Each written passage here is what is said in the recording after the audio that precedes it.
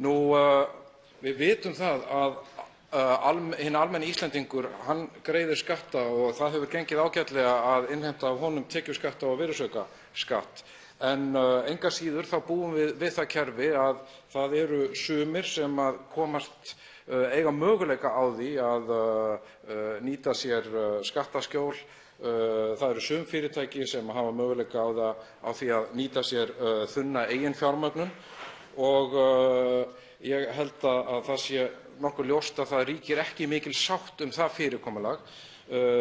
Mig langar að ítreka spurninguna til hæstv. Ráðherra aðgerðir gegn kennitöluflakki og hvort hann sé ekki sammála mér það að það sé lykilatriði, ekki bara þegar kemur að almenningi heldur líka fyrirtækjum og þeim sem sérstaklega hafa tækifæri til að hafa með þeim eftirlit. Hæstv. fjármála- og efnahagsráðherra Bjarni Benediktsson tekur til máls.